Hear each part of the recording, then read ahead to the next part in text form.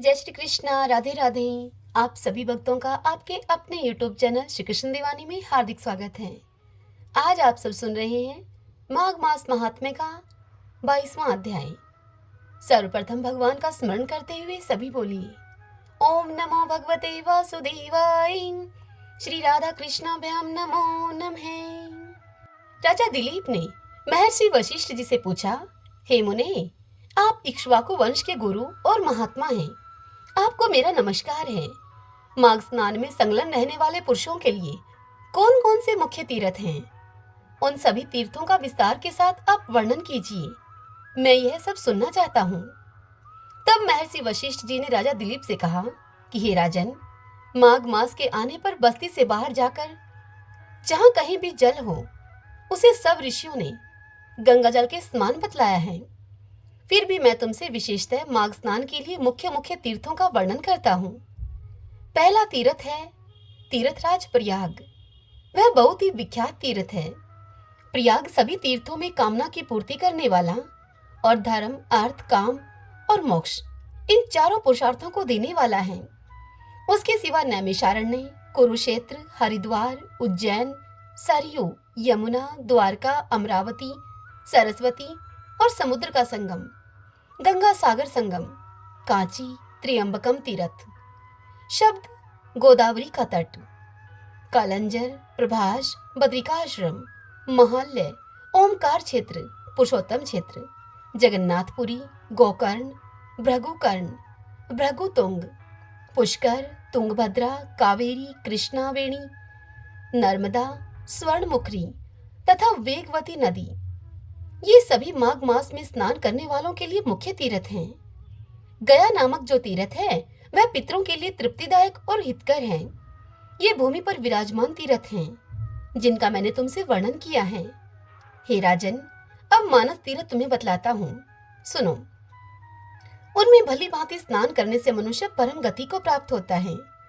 सत्य तीर्थ, क्षमा तीर्थ, इंद्रिय निग्रह तीर्थ, सर्वभूत दया तीर्थ, आजर्व अर्थात सरलता तीर्थ, दान तीर्थ, दम अर्थात मनोनिग्रह तीर्थ, संतोष तीर्थ, ब्रह्मचर्य तीर्थ, नियम तीर्थ, मंत्र जप तीर्थ, प्रिय भाषण तीर्थ, ज्ञान तीर्थ, धैर्य तीर्थ, अहिंसा तीर्थ, आत्म तीर्थ, ध्यान तीर्थ और शिव स्मरण तीर्थ, ये सभी मानस तीर्थ हैं।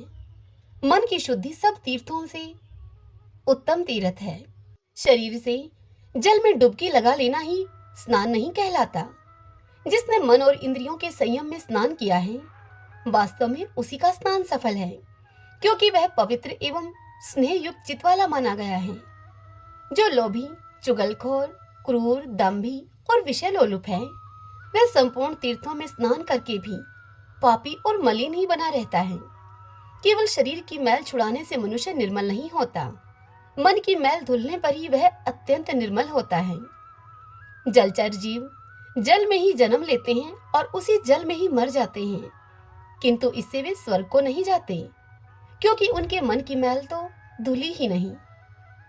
विषयों में जो अत्यंत आसक्ति होती है, उसी को मानसिक मैल कहते हैं। विषयों की ओर से वैराग्य हो जाना ही मन की निर्मलता है। दान, यज्ञ, तपस्या, बाहर भीतर की शुद्धि और शास्त्र ज्ञान, यह भी तीर्थ ही हैं। यदि अंतःकरण का भाव निर्मल हो तो ये सब के सब तीर्थ ही हैं। जिसने इंद्रिय समुदाय को काबू में कर लिया है, वह मनुष्य जहाँ जहाँ निवास करता है, वहीं वहीं उसके लिए कुरुक्षेत्र, नैमिषारण्य और पुष्कर आदि तीर्थ प्रस्तुत हो जाते हैं। जो ज्ञान से पवित्र है, ध्यान रूपी जल से परिपूर्ण है और राग द्वेष रूपी मैल को धो देने वाला है, ऐसे मानस तीर्थ में जो मनुष्य स्नान करता है, वह परम गति को प्राप्त होता है। हे राजन, मैंने तुम्हें यह मानस तीर्थ का लक्षण बतलाया है। श्रीमन नारायण नारायण हरि हरि, भजमन नारायण नारायण हरि हरि। श्री भगवान देवी लक्ष्मी से कहते हैं, हे प्रिय, अब मैं तुम्हें श्रीमद् भगवद गीता के 4थे अध्याय का महात्म्य बतलाता हूँ, सुनो।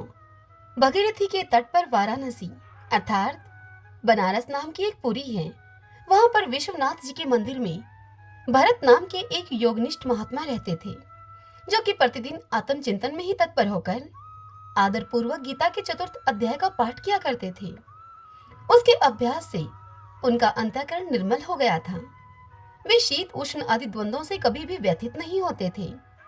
एक समय की बात है, वे तपोधन नगर की सीमा में स्थित देवताओं का दर्शन करने की इच्छा से भ्रमण करते हुए नगर से बाहर निकल गए।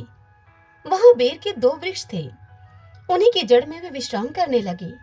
एक वृक्ष की जड़ में उन्होंने अपना मस्तक रखा था और दूसरे वृक्ष के मूल में उनका एक पैर टिका हुआ था।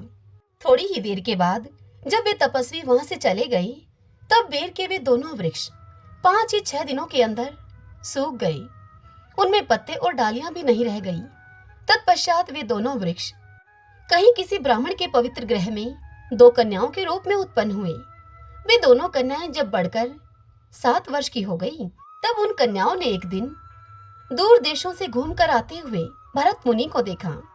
उनको देखते ही वे दोनों कन्याएं उनके चरणों पे पड़ गई और मीठी वाणी में उनसे बोली कि हे मुने, आपकी ही कृपा से हम दोनों का उद्धार हुआ है।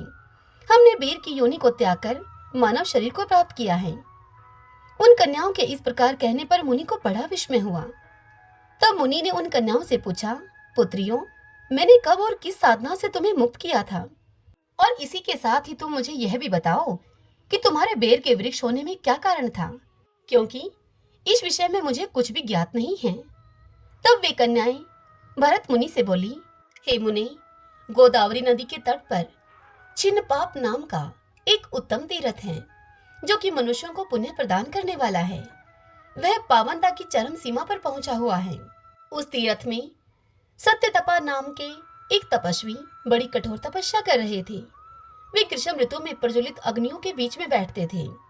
वर्षा काल में जल की धाराओं से उनके मस्तक के बाल सदैव भीगे ही रहते थे और जाड़े के समय जल में निवास करने के कारण उनके शरीर में हमेशा रोंगटे खड़े रहते थे।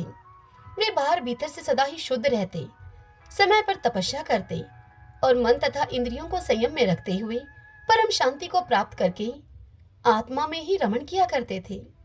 वे अपनी विद्वता के द्वारा जिस प्रकार से व्याख्यान किया करते थे, उसे सुनने के लिए साक्षात ब्रह्मा जी भी प्रतिदिन उनके पास उपस्थित होते और उनसे प्रश्न किया करते थे। ब्रह्मा जी के साथ उनका संकोच नहीं रह गया था, अतः उनके आने पर भी वे सदा तपस्या में ही मगन रहा करते थे। परमात्मा के ध्यान में निरंतर संलग्न रहने के कारण उनकी तपस्या सदा बढ़ती रहती थी। सत्यतपा मुनि को जीवन मुक्त के समान मानकर इंद्र को अपने समृद्धशाली पद के संबंध में कुछ भय हुआ। तब इंद्र ने सत्यतपा मुनि के तपस्या में सैकड़ों विघ्न डालने आरंभ किए। अप्सराओं के समुदाय से हम दोनों को बुलाकर इंद्र ने इस प्रकार हमें आदेश दिया। इंद्रदेव ने हमसे कहा कि हम दोनों उन सत्यतपा मुनि की तपस्या में विघ्न डालें, क्योंकि वह सत्यतपा मुझे इंद्र पद से हटाकर स्वयं स्वर्ग का राज्य भोगना चाहता है। इंद्र का ऐसा आदेश पाकर हम दोनों उनके सामने से चलकर गोदावरी के किनारे पर, जहां पर कि वे मुनि तपस्या करते थे, हम दोनों वहां पर आई। वहां पर मंद एवं गंभीर स्वर से बजते हुए मृदंग तथा मधुर वेणुवाद के साथ हम दोनों ने अन्य अप्सराओं के सहित मधुर स्वर में गाना आरंभ कर दिया। इतना ही नहीं, उन योगी महात्मा को वश में करने के लिए हम लोग स्वर, ताल और लय के साथ नृत्य भी करने लगी।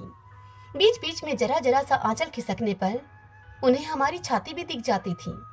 हम दोनों की उन्मत्त गति काम भाव का उद्दीपन करने वाली थी, किंतु उसने उन निर्विकार चित्त वाले महात्मा के मन में क्रोध का संचार कर दिया। तब उन्होंने हाथ से जल छोड़कर हमें क्रोध पूर्वक श्राप दे दिया और कहा, अरे तुम दोनों गंगा जी के तट पर पेड़ के वृक्ष हो जाओ। यह सुनकर हम लोगों ने बड़ी विनय के साथ उनसे कहा कि हे महात्मन, हम दोनों पराधीन थी, अतः हमारे द्वारा जो दुष्कर्म बन गया है, आप उस दुष्कर्म को क्षमा करें। और यूं कहने पर हमने मुनि को प्रसन्न कर लिया। तब उन पवित्र चित्त वाले मुनि ने हमारे शाप उद्धार की अवधि निश्चित करते हुए हमसे कहा कि भरत मुनि के आने तक ही तुम पर यह शाप लागू होगा। उसके बाद तुम लोगों का मृत्युलोक में फिर से जन्म होगा और पूर्व जन्म की स्मृति तुम्हें बनी रहेगी। भरत मुनि से इतना कहकर वह कन्याएं कहने लगी, हे मुने, जिस समय हम दोनों बेर के वृक्ष के रूप में खड़ी हुई थीं, उस समय आपने हमारे समीप आकर गीता के चौथे अध्याय का जप करते हुए हमारा उद्धार किया था। अतः हम आपको प्रणाम करती हैं। आपने केवल श्राप से ही नहीं, इस भयानक संसार से भी गीता के चतुर्थ अध्याय के पाठ के द्वारा हमें मुक्त कर दिया है। श्री भगवान देवी लक्ष्मी को इस महात्म्य की कथा सुनाते हुए कहते हैं कि हे प्रिय, उन दोनों के इस प्रकार कहने पर भरत मुनि बहुत ही प्रसन्न हुए और उनसे पूजित होकर विदा लेकर जिस प्रकार से भरत मुनि वहां पर आए थे वैसे ही वहां से चले गए। और वे कन्याएं भी बड़े आदर के साथ प्रतिदिन गीता के चतुर्थ अध्याय का पाठ करने लगी, अब जिससे कि उनका उद्धार हो गया। श्रीमन नारायण नारायण हरि हरि, भजमन नारायण नारायण हरि हरि। श्री भगवान देवी लक्ष्मी से कहते हैं, हे देवी, अब सब लोगों के द्वारा सम्मानित 5वें अध्याय का महात्म्य संक्षेप से बतलाता हूँ तुमसे। तुम सावधान होकर सुनो। मदर देश में पुरुकुत्स नामक एक नगर है।